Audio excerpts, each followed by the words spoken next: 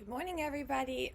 I'd love to welcome you to our first webinar for how to optimize the product assortment for this season. And I'd love to just thank you for your time this morning. And just a couple of house rules, just stay on mute so for better to have an experience for everyone. If you have a question, feel free to write it down in the chat. I will try to address it throughout my presentation today, and at the very end I will have some time for Q&A as well. Well, let's dive in and find some really great ways to optimize product assortment today. I'd love to start off first by just introducing you my company and why we do what we do, and help you to understand the credibility that we have. Yushkova Design was originally founded in 2006 and went through many phases of growing an extensive knowledge base and gaining broad experience while working with apparel, private label brands with focus on design, product development, and manufacturing. In 2011, we launched Foyer Design's creative experimental platform for innovative apparel and consumer product design, allowing for rapid testing and proof of concept directly with the consumer. As a result, we successfully developed a Yay brand and pioneered a functional apparel trend with our convertible clothing collection in Asian market, and shifted most of operations and manufacturing from the US to the Philippines, and continued management of the international company, meeting luxury brand needs to high-end boutiques to the large department stores. We built strong customer following in Asia. After years, we sold rights to Yay Designs in Asia and with profit, and returned to the US market. Since the beginning of the 2016, our primary focus has been to help develop, build, and grow other startups, businesses, and divisions achieving superior and agile results in the fast-paced brick-and-mortar and e-commerce environments. Today, many businesses face challenges to the resilience to the rapid market changes while identifying and correcting deficiencies in processes, supply chain, operational flow. Brands are seeking fresh perspective on the product line direction and revamp of the product offering to best resonate with their customer. Businesses are looking to improve product quality and minimize waste and maximize their profits. We are truly passionate about the future of the fashion industry and strive to transform and be the part of continuous improvement for your business using Lean Six Sigma methods and experimental approaches. We take very strong stand in partnering with you to find the right solutions to help build strong foundation for your businesses and develop product assortment that resonates with your customer. How to optimize product assortment without hiring data scientists, you ask? Well, we'd like to cover 3 ways of optimizing the product assortment today and discover easy tools that will help you analyze your current and past assortment performance and identify what products to carry over, expand on, and how to reserve for newness. We will touch base on the principles of lean and what we can do today to optimize assortment for upcoming season. I'd love to cover first the very ground rules and the base of what we're going to talk today, which will be the Parador Analysis, or well known in the industry as the 80-20 rule. To create an analysis like this without calling your data scientist or an analyst team, you may take the data and organize and consolidate data to the unique list of values, as you can see on the column on the left, with the total number of sales, units, returns, or margin, or any other information that you're trying to learn. In the second column, you can use the pivot table to consolidate the data in case you would need that, and if you have a lot of SKUs and you're trying to analyze it on a parent SKU basis. After you have your data set, make sure you sort the data from the highest to lowest sum. At the very end of your table, you want to add the total sum of the chart. In a column 3, you're going to calculate cumulative percent. In the first row, you're going to use the formula, which will be the sum of your unique value divided by the total sum of your total in the table. The second value and second row and going forward down, you're going to use slight different formula, which is um, the second row sum divided by the total sum of the table, and then you're going to add the percentage from the row above. Once you have your cumulative percentage calculated and your values are from the highest to lowest, you may select the full chart and go in Excel to go to Insert, Charts Recommendations, and pick the clustered column chart. Double click on the cumulative percent on the right and format the axis to min 0.0 and max 1.0 to make sure that you have on the right side of your column where you have the cumulative percentage, you're going to have it only up to 100%. In some cases, it might spit out up to 200 or 150%. That's why you want to make sure you check your format of axis. At the end, you're going to have a Pareto chart that's going to allow us to clearly indicate what and how our vendors or product perform.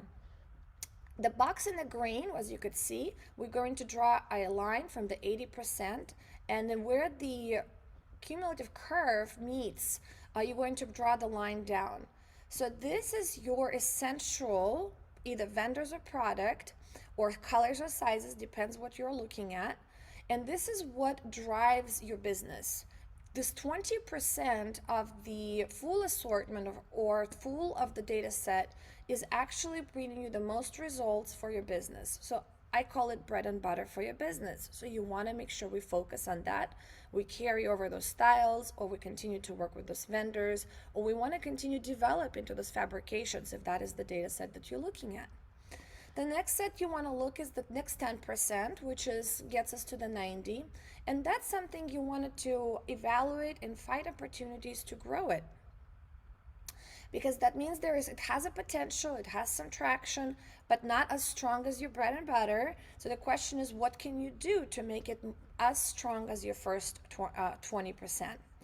The remaining balance is actually a noise and variations that causes the issues in our processes. Teams are getting exhausted and getting anxieties from trying to manage either too large of an assortment or too many vendors. So this is an opportunity for you to improve and potentially reduce the variation and eliminate waste.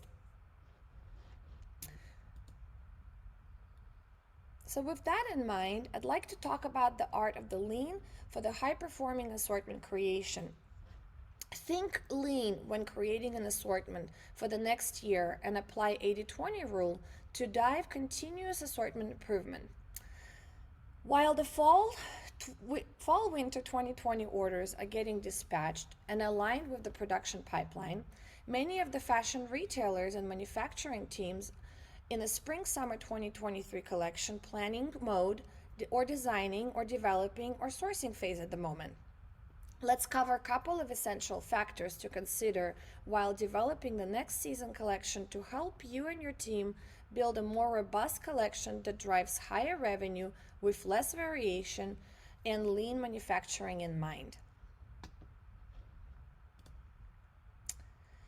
The first thing to consider is to analyze the past few years of sales data, with the goal to identify what 20% of your assortment drives 80% of your sales. You need to key in on what styles and product characteristics like fabric, color continue to perform and generate the most sales for your brand. If you have the past sales data, you have a tremendous opportunity to learn from it and make more strategic decisions for the following collection.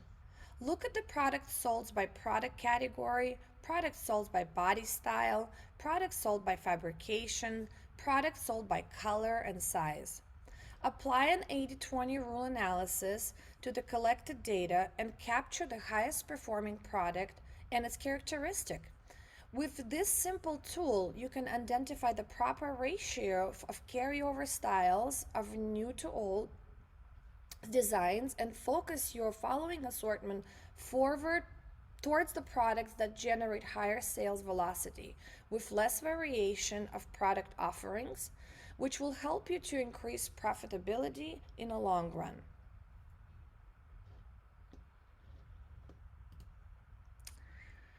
There are few effective ways to identify what to carry over, what to expand on, and what not to design using 80-20 rule Parador analysis.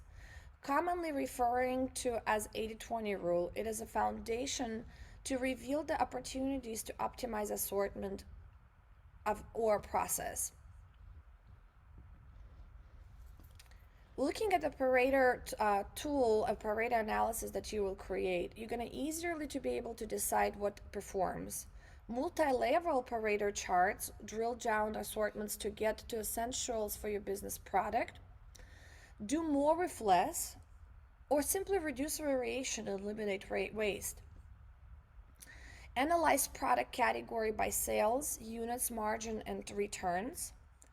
Then I recommend to do a multi-level Pareto chart drill down to parent SKU and look at again by sales, by units, by margin, by fabric, group, material, color size, number of days that this has been in stock, to be able to determine what you would like to continue and expand on and what you're going to drop.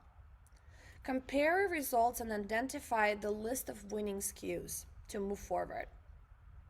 Using a VLOOKUP, carry over versus new data value if it's available.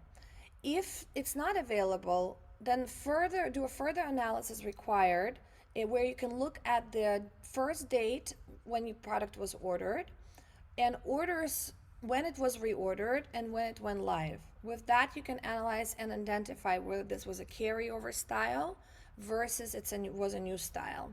Many ERP systems are looking at seasonality and unfortunately not tracking this item going from one season into another. A lot of times it will create it as a two separate SKUs and add the new season to it. But that's why we really recommend, if you're not collecting this data attribute, is to create a data field that will simply, your buyers or designers could be able to mark it as carryover or new. With ease, you'll be able to filter that data and layer it on into your analysis. This way you can also validate the ratio and adjust if needed of how many carryover styles you should bring in versus new.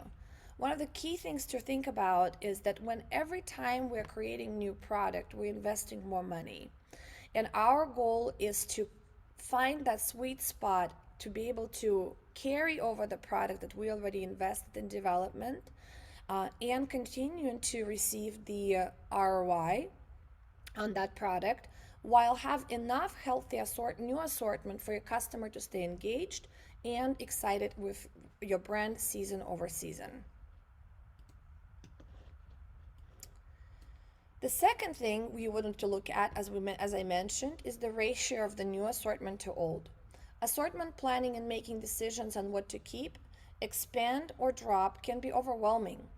After my clients struggle to find the balance between what to carry over and how much to bring in new designs.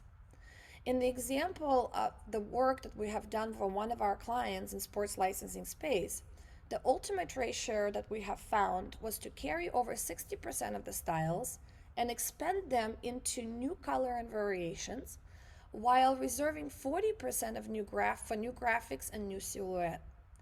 How did we determine that?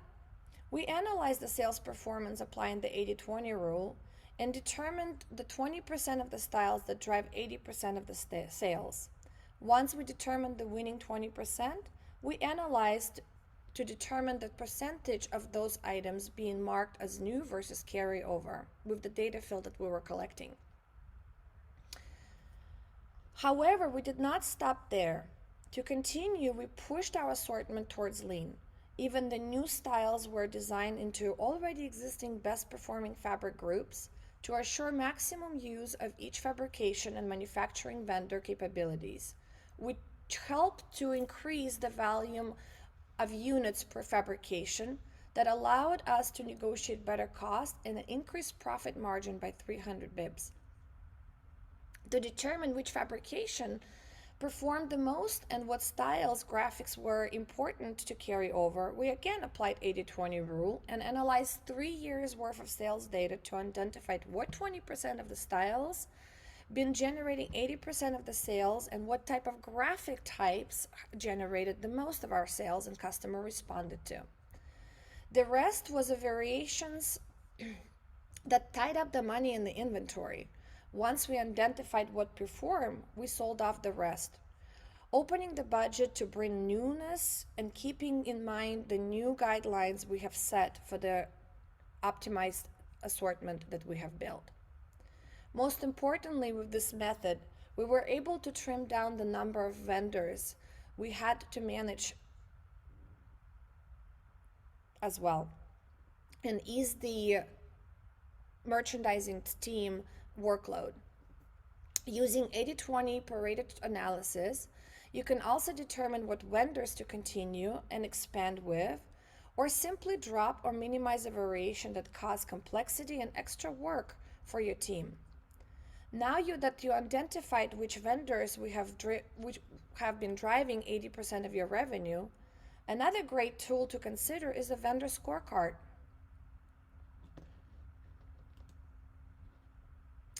With the vendor scorecard, not only we're now able to go back to the winning vendors that we want to continue and perform with and grow our business with, we're now able to share with them key factors as well that usually caused big delays within the operations of adapting the product, adapting the vendor, and managing the open orders and product setups. We looked at a few of the important key indicators that were important, where we looked at the purchases by vendor, but as well as missing order confirmation by vendor and the percentages. We looked at the late orders by vendor and the percentages. We looked at the web images that were missing that were required for the vendors to submit. In addition to dated inventory that we're sitting on, and in addition to as well how many open orders, and then what were our margins and how far were they from the margin goals. With this vendor scorecard, we were able to issue a score to the vendor, which was quite a bit far from the 100 ideal score. But yet this vendor was performing really well for us, but was causing a lot of delays and a lot of stress within the organization to try to manage this vendor. So what we end up doing is, with the winning data that we had in sales, we gave the tier A for this vendor because they were one of our top vendors in our percentage category and drove most of our sales. And we took the vendor scorecard back to them with trying to find solutions for both them that would work for them and for us. With the vendor performance analysis, it was easy to detect who performed and what vendors needed to be replaced. It has also allowed us to analyze vendor by sales, by units, by margin, by returns, by product category and parent SKU. We compared the results and identified the list of the winning vendors. We created the vendor scorecard for every winning vendor and then calculated the overall score, sharing with the vendor and find the solutions to improve the score. With this exact Parador analysis for that particular client, we actually reduced 60% of the vendors that they have worked with, and then we're able to focus on sourcing another backup vendor for each of the vendor that we had within the first 20% that drove most of our sales. With that, we actually able to strengthen our supply chain, we secured better lead times, and we were able to make sure that our product has a continuous flow with no interruption. Looking at more of a lean principles, there are a few other steps that you might want to take to optimize your assortment. Step 2, you want to define what was working well or has failed to work in the past season to find the opportunities to improve in the next seasons to come. A lot of times we blame buyers and designers for poor performance of this assortment. However, there are many other factors to consider and evaluate when we try to find opportunities to improve assortment performance for the next season. Customer experience or merchandising strategy is one of them. Looking at the product descriptions, banners, product placements, in store or online, does the assortment tell the cohesive story, and how is it merchandised online or in store? We also look at the product quality. We look at the returns and customer feedback and review. Some of the tools that we want to consider while looking and trying to dive in and find the root cause of those problems, you want to consider a 5 whys, which will lead you into a fishbone diagram, and also consider to look at the process value map analysis to see where you are in the process and of buying and as well as merchandising, and how is that integrated with the other processes of the other cross-function teams within your organization. Now, step 3 we wanted to consider is to set up the process for effective sourcing and shift the focus towards the high-performing product for your business.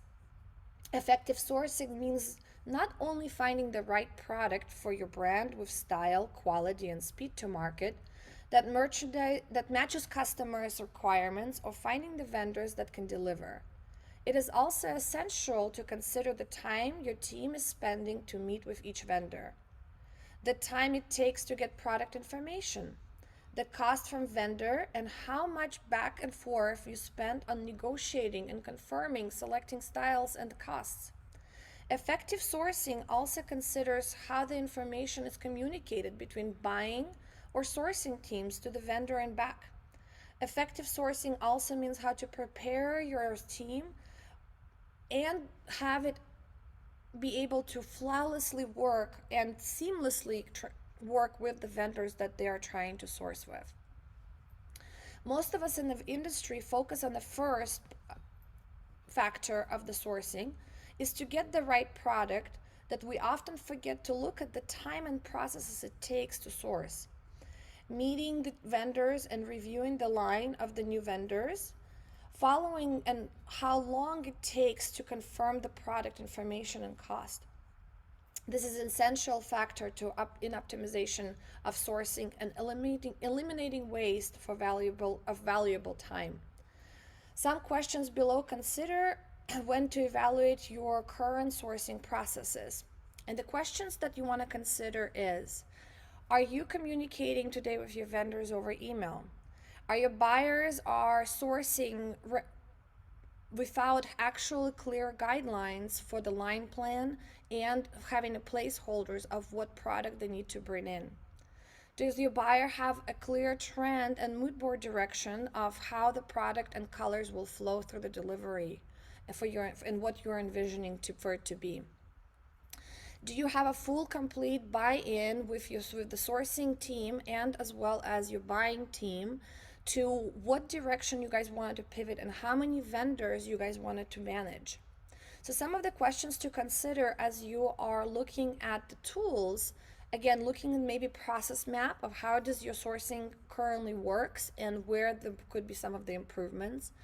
Absolutely a necessary tool is to have a line plan and standardized vendor and product information form where you can collect data and information about the vendor to ease the vendor setup in the long run, and as well as collect the information about each product that you are going to select that will have costs, lead times of fabrication, and any other product attribute that you would need for the vendor to fill out, that you can then load it into your PLM on ERP system with ease.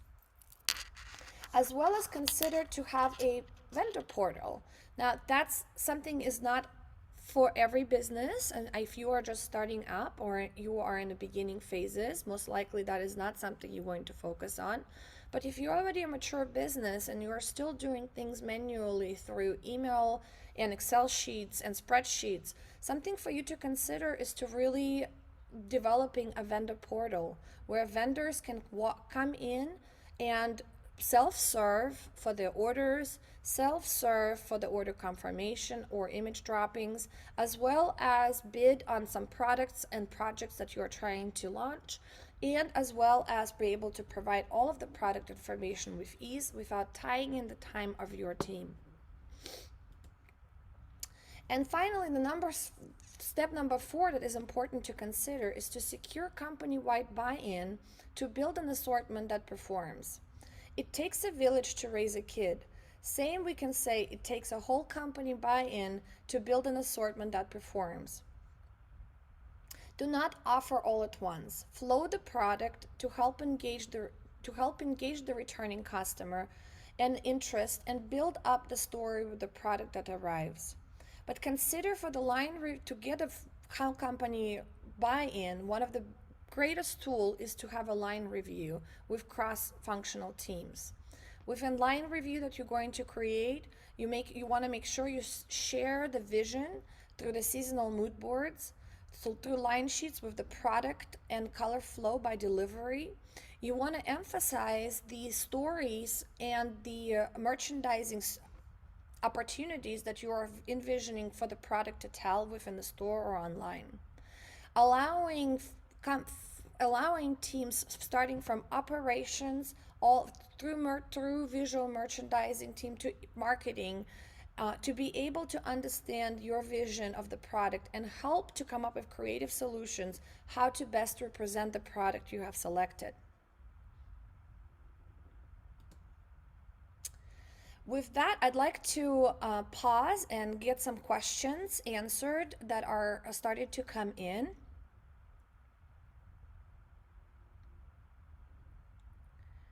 One of the questions that is coming in is, how much time should you allow to prepare for the line review? Line review can take up to 3 hours to conduct, sometimes more depending on how big is your size of your company.